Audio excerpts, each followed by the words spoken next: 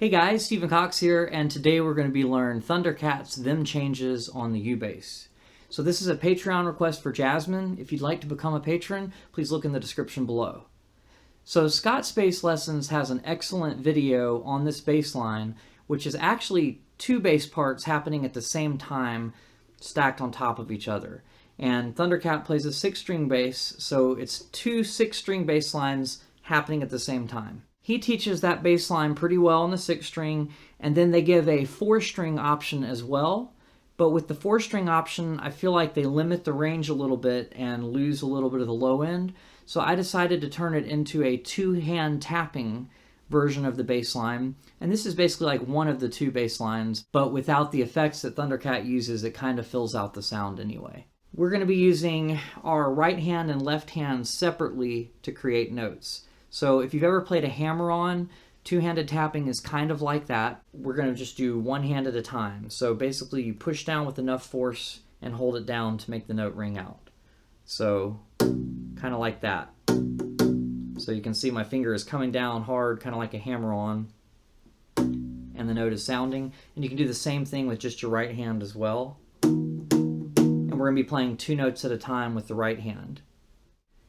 So the rhythm for this bass line is going to be 1E and 2E and 3E and 4E and 1E and 2 and 3 and 4 and.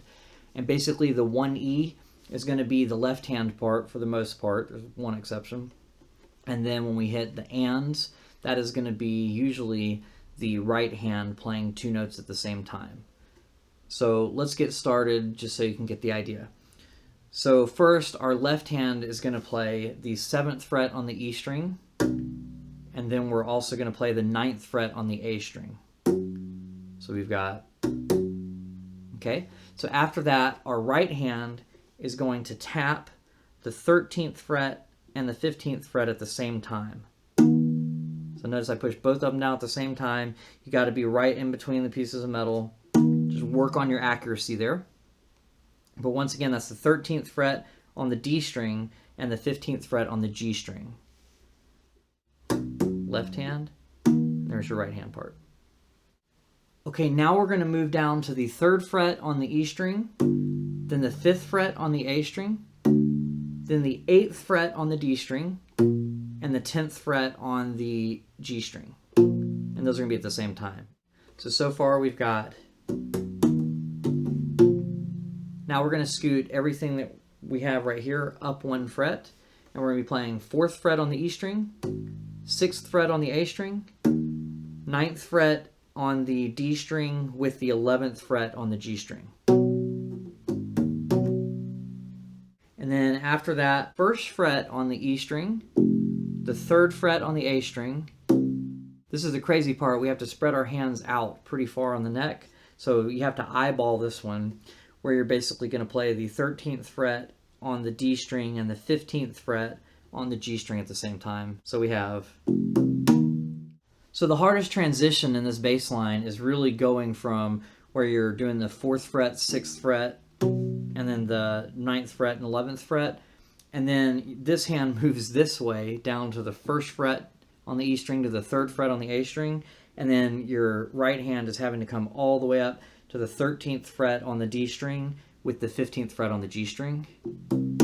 So the hard part there is eyeballing all of that to make sure you end up in the right spot. What I usually do is, since this is a shorter distance, I just kind of do that one by feel, and then I look up here to get the 13th and the 15th fret accurately. So, okay? And then there's one more change here. The last set of chords, we're going to swap our hands. So normally our right hand was playing the D and the G string. Now it's going to play the E and the A string notes. That's going to be the 11th fret on the E string, and then the 13th fret on the A string. And the reason we're doing that is because our right hand is now going to play the 11th fret on the D string and the 13th fret on the G string. And it's going to play those two at the same time. So we're swapping roles. So our right hand now is getting the individual notes, and then our left hand is hitting those at the same time. And after we do that, we just keep hitting the 11th fret on the D string and the 13th fret on the G string at the same time 7 times in a row total. So 1 E and 2 and 3 and 4 and. So this is rather tricky. Let's try playing this together at a slow tempo. 1 and 2 and 3 and 4 and.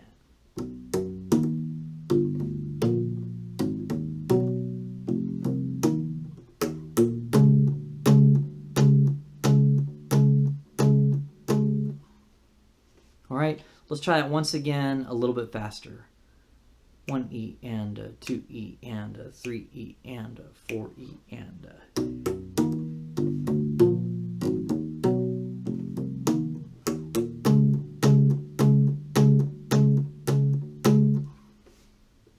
And then I know this is a hard part, so let's do it extra slow because I know it's a difficult thing to do. 3 E and 4 E and 1 E and 2 E and 3 E and 4 E and 1 E and 2 E and 3 E and 4 E and. So there's the counting with it.